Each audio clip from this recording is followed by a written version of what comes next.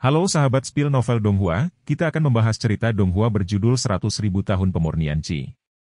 Sebelum kita lanjut, jangan lupa siapkan kopi dan cemilannya agar lebih nyaman mendengarkan alur cerita novel ini. Untuk membuat saya semakin semangat, jangan lupa subscribe, like, dan bagikan alur cerita video ini. Leluhur tua Su, kami masih tidak ingin pergi ke pelelangan ini. Ling Qingshu berdiri di meja, Su yang duduk di depannya, memegang surat khusus di tangannya. Ini dikeluarkan oleh pasukan khusus di kota Qishou, rumah lelang Limbao. Itu untuk mengundang Ling Qingshu dan Su yang belum pernah muncul di depan orang luar, untuk mengundang mereka berpartisipasi dalam pelelangan beberapa hari kemudian. Lelangnya menarik, dan judul lelang ini bahkan lebih menarik. Kami pasti akan pergi dalam beberapa hari. Su yang melihat tanda tangan lelang kata Limbao membuat Su yang sangat akrab, seolah-olah dia telah melihatnya di suatu tempat. Dengan jawaban tegas Su yang, Ling Qingshu juga sangat senang. Dia sudah lama mendengar tentang rumah lelang Limbao ini, tetapi Ling Qingshu sebelumnya hanya memiliki basis budidaya dari fondasi bangunan, jadi tentu saja dia tidak memiliki hubungan dengan rumah lelang Limbao. Sekarang segera setelah dia mencapai alam inti emas, rumah lelang Limbao mengirim undangan. Untuk hal semacam ini, Ling Qingshu masih ingin melihat dunia. Adapun lelang ini, Su yang tidak memiliki pendapat khusus. Dan dia bisa dikatakan bersemangat untuk mencoba lelang ini, tanpa mengetahui hal-hal baik apa saja yang bisa ditemui di lelang tersebut. Hitung dengan cermat, terakhir kali Su yang pergi ke tempat seperti lelang sudah 15.000 tahun yang lalu. Sejak terakhir kali, Su yang tidak pernah memasuki rumah lelang meskipun telah bepergian ke banyak tempat. 3 hari kemudian, dengan Su yang di depan dan Ling Qingshu di belakang, keduanya memasuki kota Qishou. Leluhur, tidak jauh di depan adalah rumah lelang Limbao. Kudengar ini adalah cabang dari kekuatan besar. Ling Qingshu menunjuk ke sebuah plakat besar di kota Qishou dan memperkenalkannya kepada Su yang.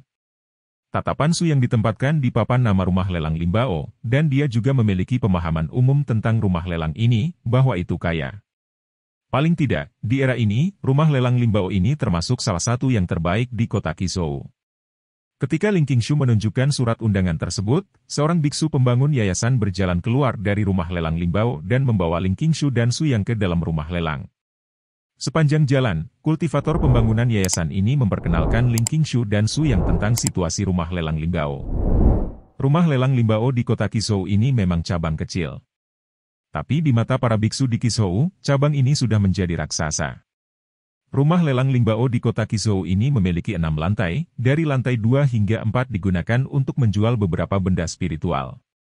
Lantai 5 adalah rumah lelang, dan lantai 6 adalah kediaman beberapa biksu rumah lelang Limbao. Setelah Ling Qingshu dan Su yang dibawa ke lantai 5 oleh pembudidaya bangunan yayasan, mereka berbalik dan pergi untuk menyapa yang lain.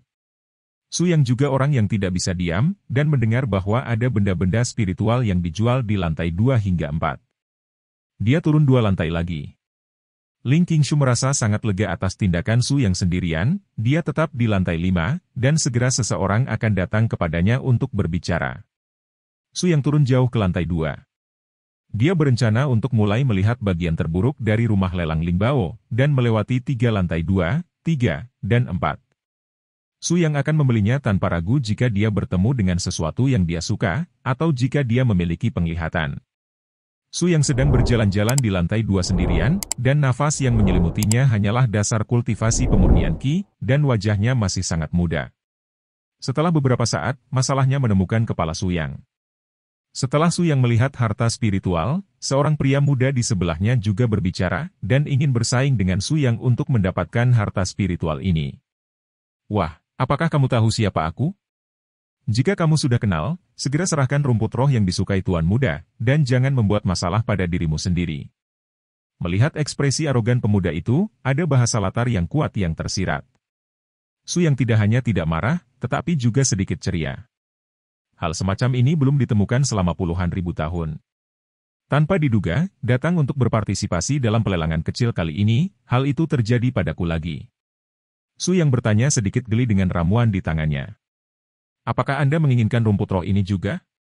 Benar, anak itu melihat Anda cukup akrab, Guru, saya optimis tentang Anda.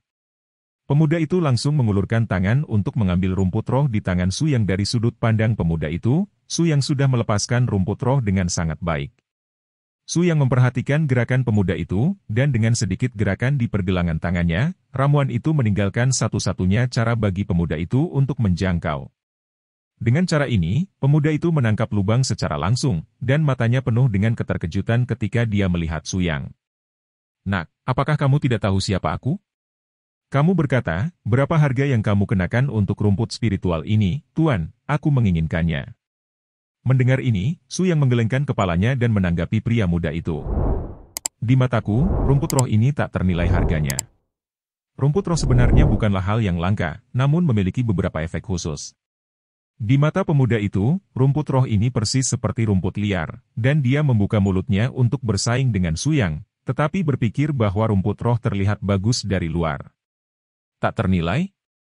Ini jelas rumput spiritual biasa, bagus atau tidak. Rumput spiritual yang benar-benar tak ternilai harganya hanya akan muncul di pelelangan hari ini. Pemuda itu memandangi rumput roh di tangan Su Yang dan bergumam ringan. "Kamu tahu limbao ini sangat biasa. Biasa saja sampai banjir, lalu kamu berdebat apa denganku?" "Aku..." Saat ditanya oleh Su Yang, pemuda ini juga sedikit terdiam. Setelah berpikir lama, pemuda itu akhirnya memberi alasan pada dirinya sendiri. "Aku menyukainya, tidak mungkin." Mendengar ini, Su Yang tersenyum bahagia, menganggukkan kepalanya dan menyerahkan rumput roh kepada pemuda itu. "Ya, kamu menyukainya, dan aku akan membiarkan rumput roh ini pergi kepadamu." Setelah mengatakan ini, Su Yang berbalik untuk melihat rumput roh lainnya, meninggalkan pemuda itu sendirian dalam keadaan linglung. Apa yang sedang terjadi? Su Yang dengan jelas membiarkan Su Yang melepaskan rumput roh di tangannya. Mengapa dia merasa bahwa dia sebenarnya dirugikan kali ini? Apakah penampilan mengambil rumput roh barusan terlihat seperti pengemis yang menerima amal? Memikirkan hal ini, pemuda itu dengan cepat melemparkan kembali rumput roh di tangannya.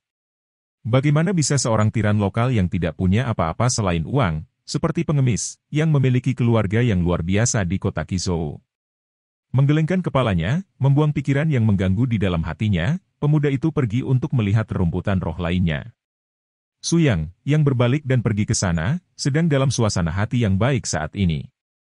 Tanpa diduga, hanya berkeliaran di luar kali ini, saya akan dapat bertemu dengan pemuda yang begitu menarik.